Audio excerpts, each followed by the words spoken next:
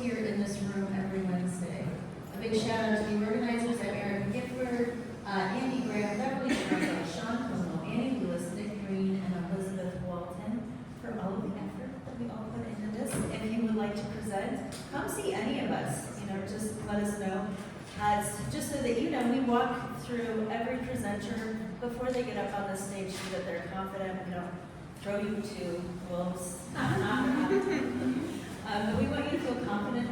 So that's what we do on the front end. So this morning, we're going to be doing our presentation and then 30 minutes of Q&A. And during the Q&A, if you have a question, you raise your hand, you get the microphone, you stand up, you say your name. Like, community is built by saying hello, by making yourself known and connecting. So, I am really excited for Paula's presentation today. This is an issue that I think people don't really know or understand. So, when you think of the word guardianship, what do you think of? Anybody?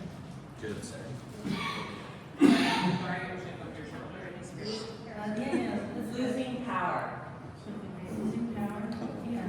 Legal form. This comes to mind for a lot of us. It's not the first thing I will find. And you think of Michael Jackson and all of the things that surround all of these stars and their conservatorships, their guardianships, all of that. And like, we don't understand it, but Paula does. And she is doing, I think, great work, bringing a lot of awareness. Oftentimes people end up in guardianships or conservancies when they are vulnerable, like when they've been in an accident. I mean, in Brittany's case, maybe rehab.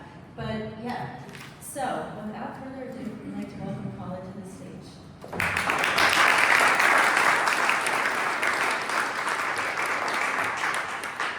Thank you. So while Erica gets my slides, I think I'll just tell you a little bit about myself and how I ended up here. I'm a nurse practitioner. I have been working in healthcare for about 30 years. I moved to Asheville about 3 years ago, and I answered an ad off of Indeed for a nurse advocate. I started working for a company that provides guardianship, and even though I worked in healthcare for 30 years, I didn't know a lot about guardianship. I had about a 4-hour orientation where I was told I would meet clients, spend time with them, take them to the doctors, kind of be a support for them, and then I was set loose. And I started developing relationships with those clients, taking them to the doctors, being their support. I also started learning more and more about guardianship. I started taking classes and learning about national standards that are available for how to do this and how to do it well. I started talking to local attorneys who do elder law about their ideas about guardianship, and talking to geriatricians about their ideas. I also kind of developed relationships with the community. I started learning about who else was working with vulnerable people, who else were providing senior services, and learning about, kind of what's happening in our area in terms of old people. We are kind of a mecca for people to come and retire. I don't want to fall. I don't want to fall. So Asheville is, a lot of people move here planning to retire. They don't bring family with them. They don't necessarily have support around them to help them make and communicate decisions if there's an emergency. And so it started getting the wheels running, working in my mind about how I could maybe be doing things a little bit differently. If you're not familiar with guardianship, these are some cases that you might have seen in the media. There have been a couple of movies and productions about guardianship. None of them really put guardianship in a very positive light. And I agree. So guardianship, just briefly, I want to tell you that it is when a clerk of courts takes away your right to make your own decisions and gives that right to another person. So another person gets to decide where you live, how you'll spend your money. You can't necessarily get a driver's license, sign a contract.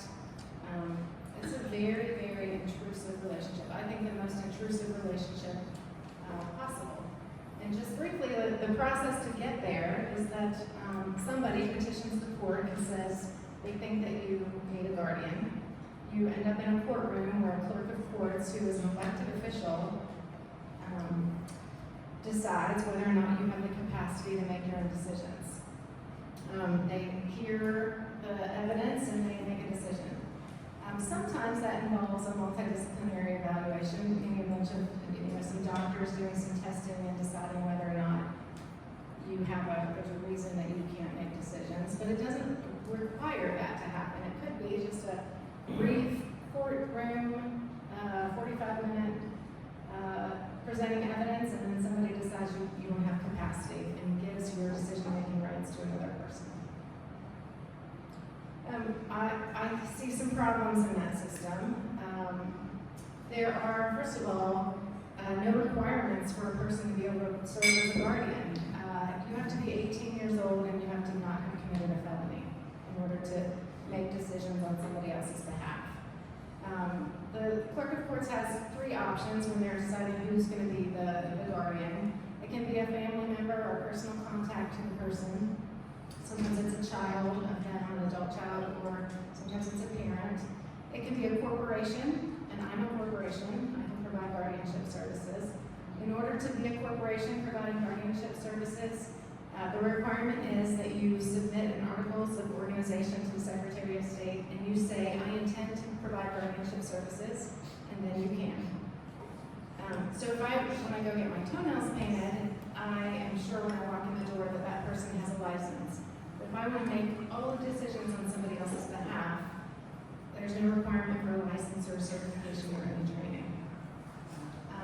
There's very little oversight for a guardian. There's some oversight in that you have to report back to the court at 6 months and then annually, explaining to the court what it is you're doing to support the person.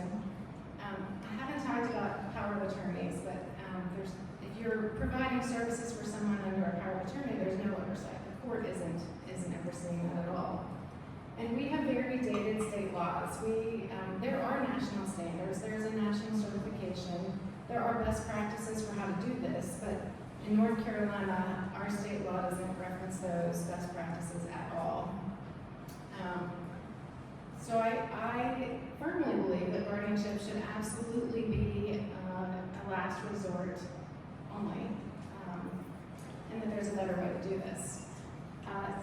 Just to note that in many states, I mentioned that there's a national certification available. I have the national certification. In 14 states, it's required, and in some states, certification and a licensure is required. In some states, those are required as well as continuing education. In North Carolina, nothing is required. So, a couple of things happened last fall. Our state law was actually, we had an update to the state law, and it changed to say that before a court would appoint somebody a guardian, you had to show that you tried to support the person in some other less intrusive way. And those less intrusive ways are things like power of attorney documents or joint bank accounts or a payee set up so that if you're getting benefits, that payee would take those benefits and use them towards your care. They said you have to try and do these less intrusive things first before we'll go to guardianship. The problem is that these are vulnerable people. Those types of relationships, power of attorney relationships, can be complicated. You have to really understand the relationship that you're getting into when you sign the documents. And I was seeing in my practice that a lot of these people who were maybe signing those documents didn't fully understand the relationship. And it's very similar to a guardianship. If you have a healthcare power of attorney, a financial power of attorney, if you're serving as a trustee, controlling their money, they're making decisions about healthcare, paying their bills, deciding what they need. It's very similar to guardianship, but there's no court oversight for that. So I saw that this update in the law as actually putting people a little more at risk for being exploited and abused.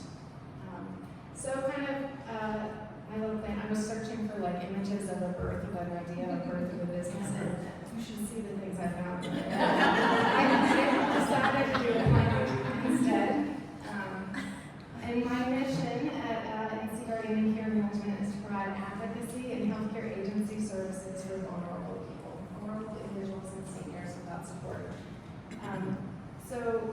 see myself as a healthcare advocate, as a nursing advocate. I provide agency, meaning I can serve as a healthcare power of attorney for people. In the healthcare power of attorney document, it actually says that if this relationship isn't enough, if it isn't enough to support what you need, then you are nominating me to be your guardian. So it is, by being somebody's healthcare power of attorney, they're also choosing you if they ever need a guardian to be their guardian. The way I do this differently than guardianship or than with some of the other organizations is that I help people identify supporters to help them make decisions about, I stick to healthcare, I'm their healthcare supporter, but I help them identify other people to help them make decisions about finances and legal issues. I don't do anything financial or legal. Once we've identified their supporters, then we execute the right documents. Those are power of attorney documents, and those are supported decision-making plans. So as we, the supporters, make up the team, I'm the healthcare supporter.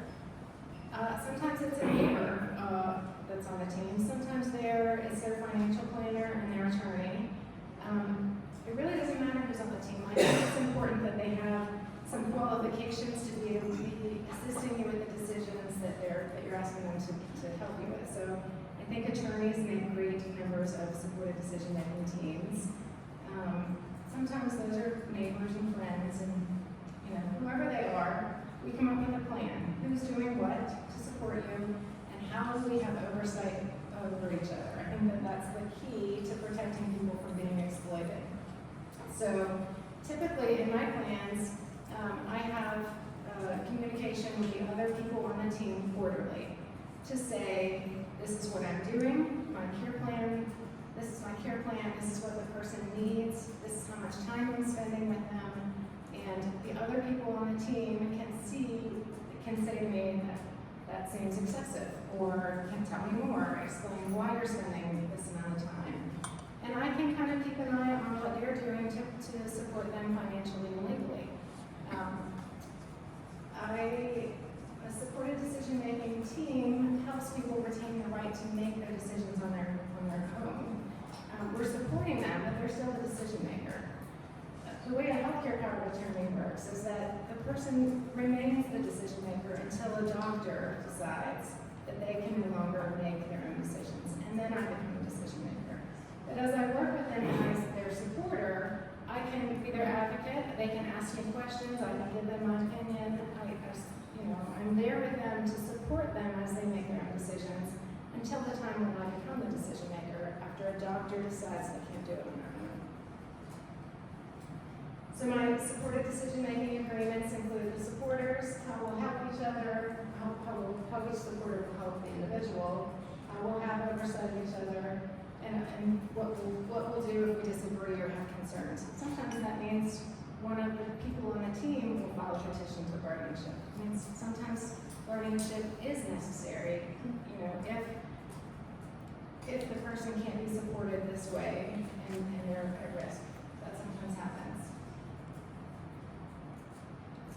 So I mentioned there are some good ways to do this. If I'm a decision maker for an individual, then I use these tools or these concepts to help support them.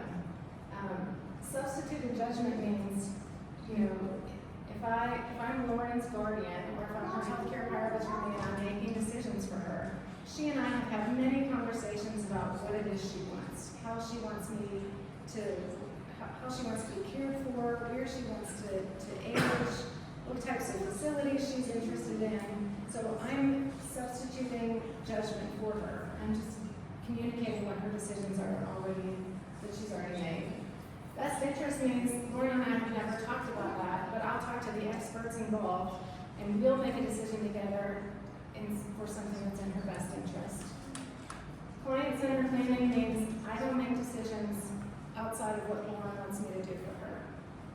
Even if she's confused, even if she's has mental health issues or has substance abuse issues, she still gets to participate in decisions around her care. Honoring my fiduciary duty means I put what Lauren needs above what I need. I personally don't think you can do that system like guardianship, or if you're serving as kind of a one-stop shop with people with their healthcare power of attorney and their financial power of attorney, and serving as their trustee. If you're deciding what care is necessary, providing all that care, getting paid to provide that care, paying the bills, it's hard to have a fiduciary duty to a person and be making money off of them. So that's an important one to me. Allowing the same degree of error and to the same extent as anyone else. I mean, this comes to just respecting people as humans. I drink too much wine and I stay up too late. Lauren's allowed to drink too much wine and stay up too late too, even if she has a guardian or somebody else making decisions for her. She's still allowed to have the same degree of error as anyone else. And balancing her personal autonomy with protection and safety means, you know, we have to find the balance between making sure somebody's safe and allowing them to be a human and make decisions on their own as much as possible. Exercising only the authority that's necessary means I try not to be intrusive in her life. I try to only support her in the ways that she needs me to. And so the process for the company is that we meet people and we just have a conversation, see what it is they need and what we can do to help support them, what's working, what isn't. We do an assessment and gather lots of information. It's important if I'm making and communicating your healthcare decisions that I understand your health. So what doctors do you see? What are your diagnoses? What medicines do you take? How do you get to the doctors? How else are you being supported? Do you have somebody coming in to help you clean? Do you have somebody doing your landscaping? What are the systems that you already have in place that are supporting you? Because for some of my clients, I'm their only person. They don't have children. They don't maybe have close friends. If they have a car accident, I need to know how to get what their pets eat, and how to get into their house. And you know, for some people, I'm everything, and for some people, I'm just kind of on standby. I develop a plan of care that's very individualized, and then I revisit that care plan quarterly, focusing on the 4 M's of aging. If you're familiar with age-friendly care, the 4 M's are we talk about mobility issues, if there have been any changes in mobility, mentation or cognitive changes since the last time we talked, medications or healthcare, new doctors, new diagnoses. And the 4th M is what matters. Are there changes in your advanced directives? Have you changed your mind about where you want to continue aging or who you want involved in your care? So mobility, mentation, medications, and what matters, we revisit that quarterly. That's also when I do my updates with their other supported decision-making team members. And these are kind of some of the things that are on the care plans that I do. For some clients, I take them to the doctors every week. Sometimes I set up home care. I get companion care set up very often so that people have somebody coming into the house a couple hours a week to start helping them make some simple meals or take them to the doctors. Sometimes it makes sense for me to take them to the doctors, and sometimes it makes sense to get them set up with mountain mobility or with a companion caregiver on a regular basis, and we set their doctor's appointments up on the day that the companion caregiver's there. Everybody's care plan is a little bit different depending on their needs. These are just some of the things that we do. And I'm not alone, thank goodness. I have some other healthcare advocates that are working with me who are kind of on my team helping me serve people's needs. And recently added an operations manager to help me with the business side of it. Woo-hoo! So, my baby plant started last fall. We're a little shrub now. We have clients that we're taking care of. We have some staff. We have policies and procedures in place. We have professional general liability insurance and a bond. Those aren't required, but I think it's ridiculous that they're not required. So, and we have some office space. We're about to open a new office. And this is where I'd like to be. Really, that just means growing our client base and growing our staff, I want to make sure that what we say we're doing, we're able to do. I don't want to overpromise things. And because our clients, we're their people, we're their own people, I want to be very careful about not growing too quickly so that I can meet people's needs. The way I see growing this business means like talking. I talk a lot about guardianship and about these services and why I think guardianship is not the best avenue and how to support people to prevent it. But I talk to assisted living centers and senior groups, building relationships with referral partners. That's usually attorneys and doctors. Those are really mostly my referral partners. I do community education events and just kind of word of mouth, things like this. For my patients and my clients telling people about them. This is the question Erica told me to plan for, so I made a slide. What can you do for us? I think it's important that people just start talking about supporting vulnerable people in our community. I think that the reason so many people get to guardianship is because they don't have a plan. They haven't talked about it. There are a lot of people that you probably know that don't have somebody they've identified to help them make and communicate decisions as they get older. Just normalizing having conversations about what your plan is, and if they don't have somebody they've identified, then get them in touch with me.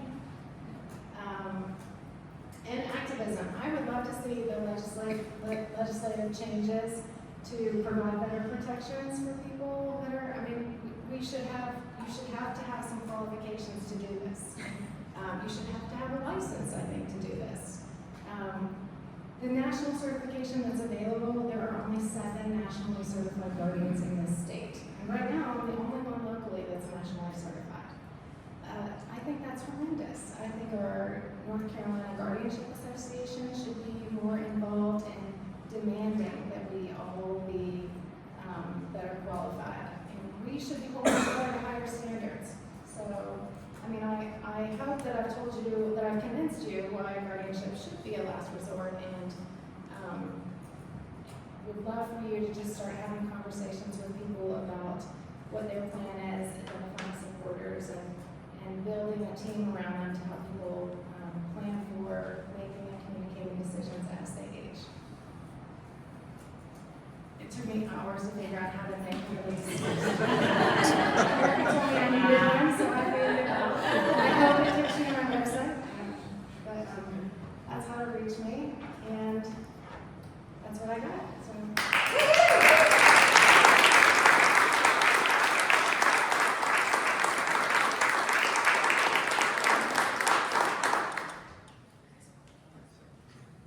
Good morning. I'm Bill McKinnon, and I have a question about populations that you work with. And I'm particularly interested in disabled adults whose families have passed away or they're in need and they don't have what you offer. And the other is children who may have been removed from their families. Do you articulate those populations, and how is that different? It's very different, and it's confusing. A guardian ad litem in the child population is a volunteer who's just supporting a child. The guardian ad litem in the adult population is an attorney that's assigned to an adult. My professional work only involves adults. The whole system for juveniles is different. And a lot of times people end up in guardianship because maybe it's a child with an intellectual or developmental disability. Before they turn 18, somebody has told their parents, you've got to hurry up and file for guardianship so that you still have access to their medical records and you can still be involved in their care. I say that if a person can understand the relationship in a power of attorney document, if you can understand that the support that somebody will provide and the relationship that document forms, then guardianship shouldn't be an option. If you have the capacity to understand relationships and you can understand how that person can support you, then a clerk of court should not be automatically appointing somebody a guardian just because they turn 18 and they have an intellectual or developmental disability. A lot of people are able to make decisions, but they need some help. It doesn't mean they can't make their own decisions though. I hope that answered your question. Well, it does, but there are holes in this, because kids that grow up in foster care and age out are left at 18 with nothing.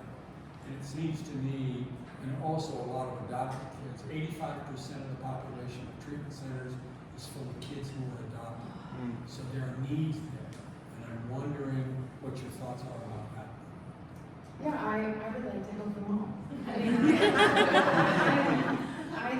I think everybody, you know, in terms of the supported decision-making team, I mean, I have one. It's my husband, my parents, my kids. I have people around me who I rely on when I have big decisions to make.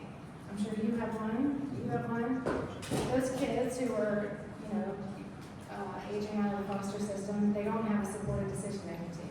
I think the definition of a vulnerable adult is anyone who doesn't have those people around them, or has something else going on that makes them unable to make a communicated decision on their own. So, Thank you very much. Great, yeah. Hello, my name is Peter. My business is called Photos and Music. Two things. One is, if anyone needs to have a QR code made, you can get it made for free by the same service. It's called Tiny URL. That's a service, a website where you can paste in some super long website address and make it into something that's only like 8 or 10 characters long. They do that, and they also do QR codes at no charge. My question was slightly off topic, which is, I know you don't provide legal services, but when someone needs legal services, including in situations where a relative has passed away, things can get very complicated after that. It can be hard to even close out a checking account. Who would you recommend, preferably on a nonprofit basis? oh, there are some nonprofits, legal aid. There are some nonprofit options. Fiscal legal.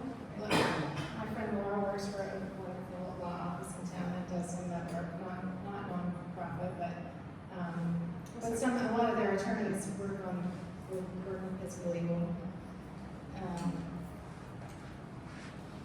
Thank you.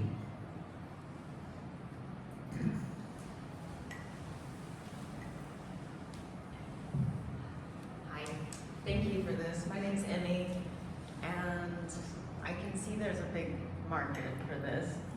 Can you talk a little bit about the economics of your business and how do you price for it? And Yes.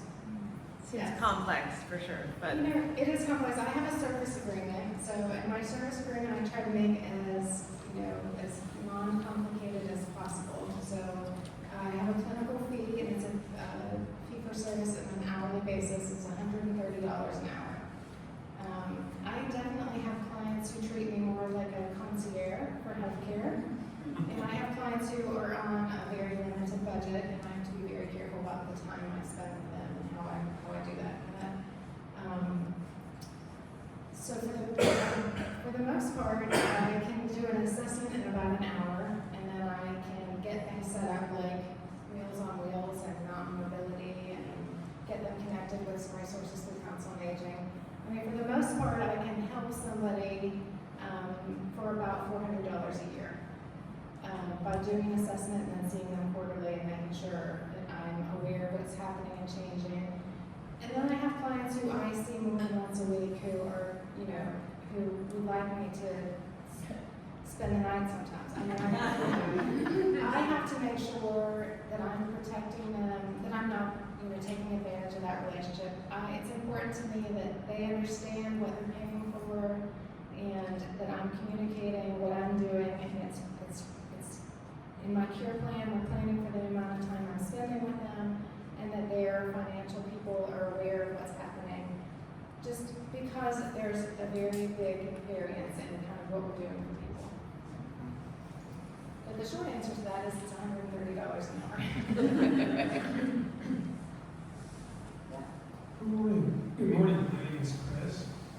Two quick questions. First, pardon me if you've already covered it, but you speak about limited guardianship.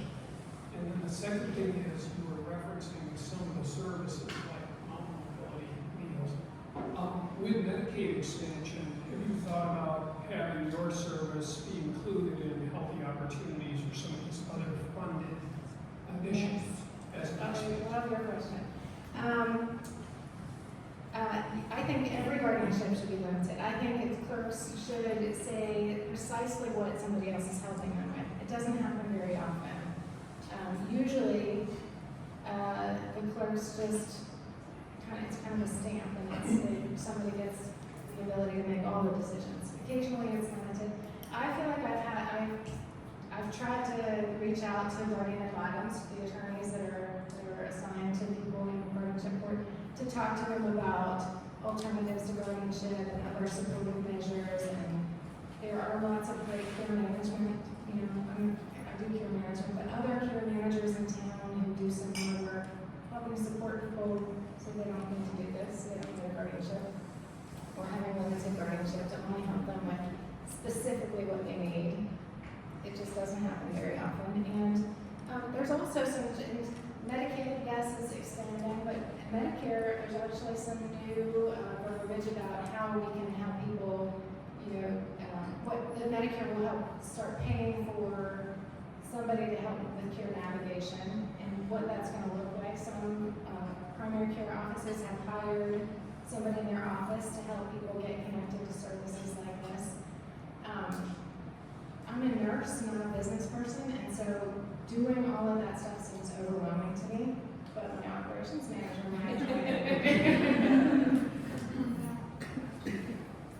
Hey, I am asking as a mom, when you made a comment a minute ago about how some of your clients would love you to spend the night, it got me thinking about young teens who are babysitting, and when my daughter, before she started really babysitting, she started as a mother's help. I wonder if there's any place for support, like in the community for young people who are like, hey, I can spend a couple hours scooping the cat litter, taking out the trash. Yes. Well, so I'm careful when I'm setting up services for a vulnerable person. I make sure that I go through companies, service providers that have the right, that are background checking their employees, that have the right insurance in place.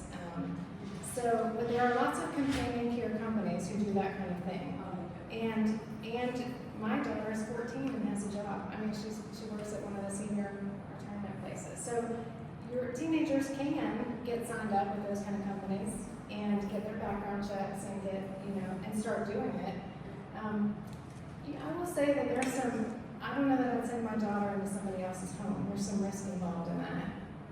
And some of my clients have dementia and some other, some mental health issues. So,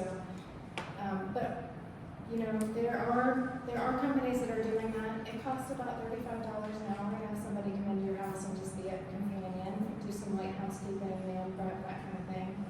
It's definitely more cost effective for me to set up somebody with companion care for 4 hours than me to come by for a visit. So I do that, pretty often.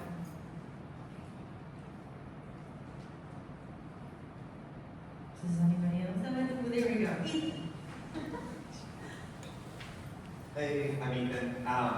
2 questions, but first, I guess an assumption underlying one of the questions is I would assume that there's maybe some connection between the role of guardianship in the U.S. and increasing isolation or social disconnection with older folks from younger generations, and wondering if you see a trend or a connection between those things. And then 2, you mentioned sort of alternatives to guardianship, and sort of interested in your vision, pie in the sky, dreaming, what could that look like? What would we need to get there to really regularize alternatives to guardianship? There are more and more people that are opting not to have children. There are a lot of solo agers. There are a lot of people that are getting into their older years and they don't have anybody necessarily that's going to help them make and communicate decisions. And there's a lot of statistics specifically about how our population over 55 is growing so fast, so quickly. We're not having as many babies. So this problem with vulnerable seniors is going to get bigger and bigger. There are lots of groups that are looking at solutions to this. There's one that I really love, and it's called Village to Village. And it's really about groups of seniors that are unsupported, supporting each other. I helped my parents kind of set something up for their church. They have a big church with lots of little groups and committees. So they have one that's supporting their vulnerable church members, and so it's a group of 5 couples who have worked with an attorney to list people as healthcare power of attorney. It's a list. So if the first one's not available, they go to the second one. They've agreed to help take people to the doctors, check in on them on a regular basis. Be their people, be what I'm charging people to do, but do it through their church. Village to Village talks about seniors doing this for each other. Finding a group of like-minded people and figuring out a way. Maybe you hire a driver to take everybody to the doctor every Wednesday, or figuring out how we can do this, support each other without fee-for-service, agreements, but aging in community together. And I love that idea. All right, we have time for one more question.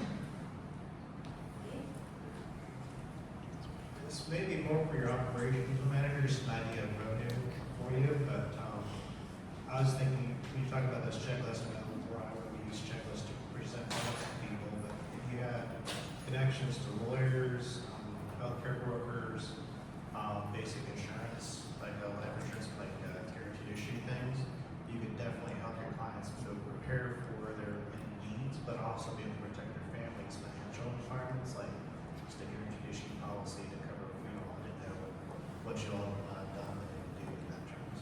Yeah, absolutely.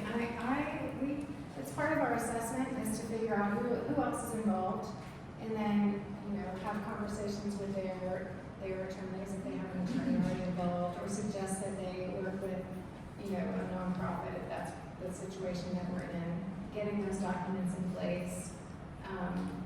When I meet people, I ask them what their plans are for after death.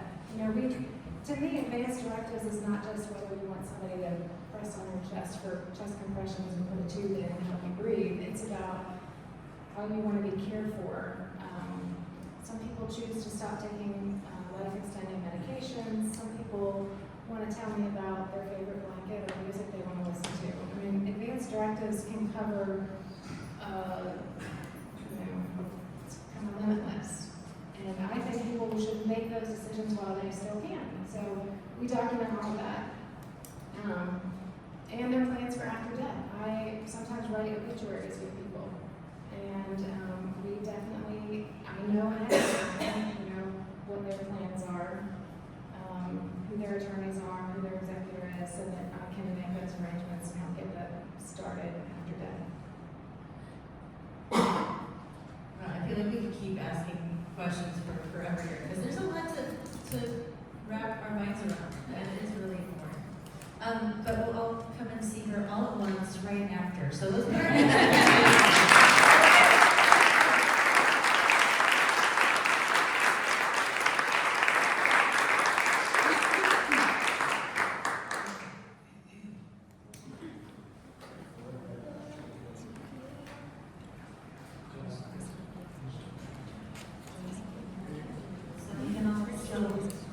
worry about Brittany, but can you all take out your phones again for this QR code and fill out the quick survey? While we're doing this, I do have just a couple community announcements. For 1 Million Cups, can we all please make an effort to park in the parking lot in the back? I got a message from Paula, the coffee shop, and they're like, can you please have everyone park in the back? Because, we need to make money. So, yeah, so if everybody can just try to make an effort to do that, that would be awesome. And also, Tony has 2 tickets for Andrew Bird for sale for $50. The show is tomorrow. I've seen him, I think, 3 times. He's amazing.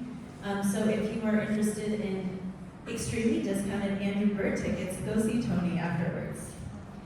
Big thanks to Charlie and Troy Ball, Inside Edge Consulting, SCORE, the Hatch Foundation, ERC Broadband, Annie with EXP Realty, Mountain Biz Radio, Venture Asheville, Colbrook Financial, Hatchworks, WNC Business, Mountain Biz Works, Big C, Dynamite Coffee Roasting Company, Western Carolina University, and Tony, who's coffee curious, for making her coffee every week.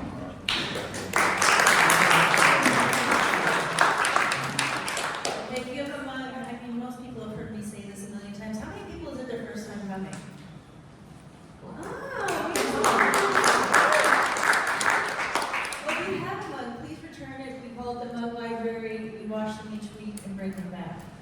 Coming up next week is Change Your Palate. The concept of this is, it's almost like a way to reprogram our brains to eat healthy so that we don't crave the things that are not so great for us. On the 17th through the 21st, we have Asheville Musical Theater presenting A New World. That's at Diana Wortham, and they were the ones that brought us Tick Tick Boom last year, so it's going to be an amazing performance. And we have Colbrook Financial, the Financial Beginnings. Is this class full time? Not yet. So this is on Friday morning from 9 to, I think just after 12 to 9 to 1. They include lunch. Do you want to talk a little bit about it? Just good. It's for 15 to 22-year-olds, and we're going to present basic budgeting and savings information. If you want to go to coldbrew.com, you can go to the website and then just my profile's on there and just send an email. Yeah, my daughter got her going, and I shared it with a bunch of her friends, and they're like, we should do this. Because they learn about credit, they learn about all sorts of things, which I think is confusing and imperative. How often does that take place? Because I know a whole bunch of people, that young folks that would like to go to their summer camp.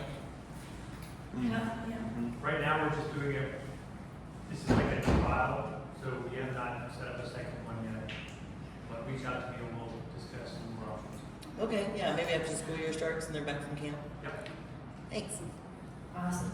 And you're going to be doing it for adults as well. And seniors. Eventually, yes. Yeah, which is very exciting. Okay, then on the 23rd, we have the Asheville Young Professional Pub Club at the Flatiron Rooftop. It's free, and it's the new hotel bar. I'm excited to see what it looks like. I haven't been there. Thank you all so much for coming. If you'd like to present, scan this QR code, fill out the application, or come see any of us organizers. Have a fabulous week, and we'll see you next week.